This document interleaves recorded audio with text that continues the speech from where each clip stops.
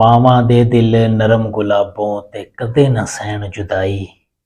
ਪੁੱਤਰਾਂ ਦੇ ਲੱਖ ਐਬ ਛੁਪਾਵਣ ਤੇ ਕਦੇ ਨਾ ਕਰਨ ਬੁਰਾਈ। वाह! ਮਾਂ ਇੱਕ ਅਜ਼ੀਮ ਤੋਹਫਾ ਹੈ, ਇੱਕ ਅਜ਼ੀਮ ਨੇਮਤ ਹੈ। ਇਹਦੀ ਬੇਕਦਰੀ ਨਾ ਕਰੋ, ਇਹਦੇ ਨਾਲ ਕਦੀ ਵੀ ਬਦਤਮੀਜ਼ੀ ਨਾ ਪੇਸ਼ ਨਾ ਆਓ। ਮਾਂ ਜਿਸ ਹਾਲ ਦੇ ਵਿੱਚ ਵੀ ਹੈ ਨਾ, ਉਹਦੀ ਇੱਜ਼ਤ, ਉਹਦਾ ਇਹਤਰਾਮ, ਉਹਦੀ ਕਦਰ ਔਲਾਦ ਤੇ ਵਾਜਬ ਹੈ। ਜਾਂਦੀ ਜਾਂਦੀ ਵਾਰੀ ਗੱਲ ਕੀਤੀ ਜਾਵਾਂ ਕਿ ਇੱਕ ਮਾਂ ਪੁੱਤਰ ਦਾ ਨਾ ਬੜਾ ਆਪਸ ਦੇ ਵਿੱਚ ਪਿਆਰ ਸੀ। ਪੁੱਤਰ ਕਾਲਜ ਦੇ ਵਿੱਚ ਪੜ੍ਹਦਾ ਸੀ, ਸਕੂਲ ਦੇ ਵਿੱਚ ਪੜ੍ਹਦਾ ਸੀ, ਤੇ ਉਹਨੇ ਜਦੋਂ ਵੀ ਘਰ ਆਉਣਾ ਨਾ ਤੇ ਦਰਵਾਜ਼ਾ ਖੜਕਟਾਉਣਾ, ਦਰਵਾਜ਼ੇ ਨੂੰ ਇੰਜ ਕਰਕੇ ਹੱਥ ਲਾਉਣਾ ਤੇ ਮਾਂ ਨੇ ਪਹਿਲਾਂ ਹੀ ਦਰਵਾਜ਼ਾ ਖੋਲ ਲੈਣਾ। ਯਾਨੀ ਕਿ ਦਰਵਾਜ਼ੇ ਨੂੰ ਹੱਥ ਨਹੀਂ ਸੀ ਲੱਗਣ ਦਿੰਦੀ, ਮਾਂ ਦਰਵਾਜ਼ਾ ਖੋਲ ਦਿੰਦੀ ਸੀ।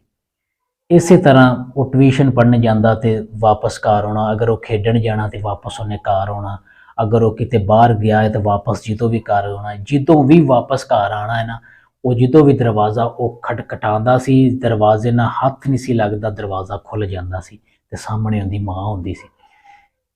ਇੱਕ ਦਿਨ ਗੁਜ਼ਰਿਆ, 2 ਦਿਨ ਗੁਜ਼ਰੇ, 4 ਦਿਨ ਗੁਜ਼ਰੇ ਤੇ ਉਹਨੇ ਜ਼ਿਹਨ 'ਚ ਸੋਚਿਆ ਕਿ ਮੇਰੀ ਮਾਂ ਨੂੰ ਕੌਣ ਦੱਸਦਾ ਹੈ ਕਿ ਇਹ ਦਰਵਾਜ਼ਾ ਉਹ ਖੋਲ ਦਿੰਦੀ, ਹਾਲਾਂਕਿ ਮੈਂ ਆਵਾਜ਼ ਨਹੀਂ ਦਿੰਦਾ, ਉਹ ਪੁੱਛਦੀ ਨਹੀਂ ਕੌਣ ਹੈ, ਮੈਂ ਦਰਵਾਜ਼ਾ ਖਟਕਣਾਉਂਦਾ ਵੀ ਨਹੀਂ, ਹੱਥ ਦਰਵਾਜ਼ੇ ਨਾਲ ਵੀ ਨਹੀਂ ਲੱਗਦਾ ਤੇ ਮਾਂ ਦਰਵਾਜ਼ਾ ਖੋਲ ਦਿੰਦੀ ਹੈ।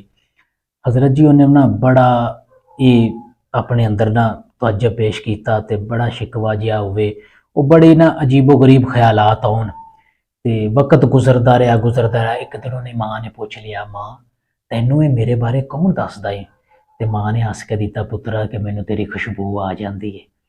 ਇੱਕ ਵਕਤ ਐਸਾ ਆਇਆ ਕਿ ਉਹ ਰਾਤ ਹੋ ਗਈ, ਉਹਨੂੰ ਥੋੜਾ ਜਿਹਾ ਟਾਈਮ ਜ਼ਿਆਦਾ ਹੋ ਗਿਆ, ਦੋਸਤਾਂ ਨਾਲ ਗੱਪਸ਼ਪ ਕਰਦਿਆਂ ਤੇ ਉਹਨੇ ਆਣ ਕੇ ਦਰਵਾਜ਼ਾ ਖਟਖਟਾਇਆ ਤੇ ਦਰਵਾਜ਼ਾ ਖੁੱਲਿਆ ਨਹੀਂ।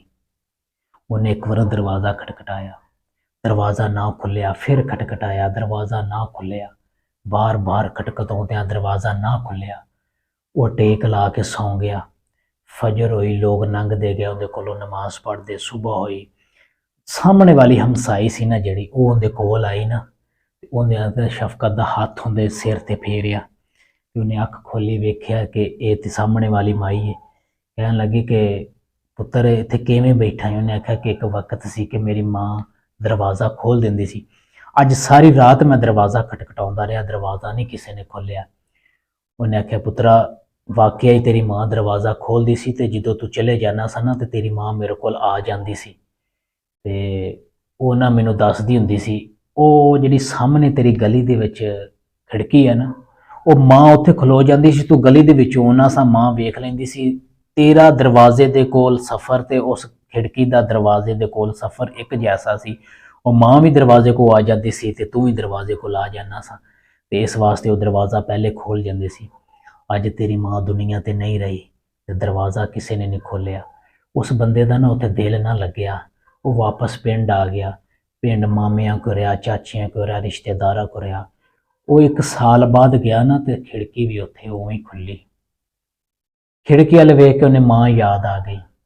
ਦੋਸਤੋ, ਮਾਂ ਦਾ ਔਲਾਦ ਦੇ ਬਾਰੇ ਬੜਾ ਹੀ ਪਿਆਰ ਹੈ, ਬਹੁਤ ਪਿਆਰ ਹੁੰਦਾ ਹੈ। ਤੁਸੀਂ ਗੱਲ ਸੁਣੀ ਤੇ ਹੋਣੀ ਹੈ, ਕਹਾਵਤ ਹੈ ਕਿ ਬਚਪਨ ਦੇ ਵਿੱਚ ਮਾਂ ਆਪ ਗਿੱਲੇ ਤੇ ਤੁਹਾਨੂੰ ਸੁੱਕੇ ਪਾ ਦਿੰਦੀ। ਇੱਕ ਮਾਂ ਦਾ ਪਿਆਰ ਹੈ, ਇਹਨੂੰ ਕਦੀ ਨਾ ਤੁਸੀਂ ਮੰਜਾਓ, ਇਹਨੂੰ ਕਦੀ ਨਾ ਖ਼ਤਮ ਕਰੋ ਆਪਣੇ ਦਿਲ ਦੇ ਅੰਦਰ, ਇਹਨੂੰ ਕਦੀ ਨਾ ਨਫ਼ਰਤ ਪੈਦਾ ਕਰੋ। ਲੋਕ ਬੀਵੀਆਂ ਦੇ ਪਿੱਛੇ ਲੱਗ ਕੇ ਮਾਂ ਨਾਲ ਨਫ਼ਰਤ ਪੈਦਾ ਕਰਦੇ ਨੇ, ਉਹ ਪੁੱਛਦੇ ਨੇ ਮਾਂ ਹੁਣ ਇਹ ਵੀ ਤੇ ਕਿਸੇ ਦੀ, ਸਮਝਾਉਂਦੇ ਨੇ ਮਾਂ ਨੂੰ, ਮਾਂ ਮੇਰੀ ਜ਼ਿੰਦਗੀ ਆਪਣੀ ਹੈ, ਮੈਂ ਆਪ ਗੁਜ਼ਾਰਨੀ ਹੈ। ਧੀਆਂ ਨੇ ਤੇ ਉਹ ਅੱਗੋਂ ਮਾਂ ਨੂੰ ਕੁਛ ਨਹੀਂ ਸਮਝਦੀਆਂ, ਪੁੱਤਰ ਨੇ ਤੇ ਉਹ ਅੱਗੇ ਕੁਛ ਨਹੀਂ ਸਮਝਦੇ। ਲਿਹਾਜ਼ਾ ਮਾਂ ਦੀ ਕਦਰ ਕਰੋ, ਇਹ ਦੁਬਾਰਾ ਨਹੀਂ ਮਿਲਦੀ। ਜਿਵੇਂ ਵਕਤ ਦੁਬਾਰਾ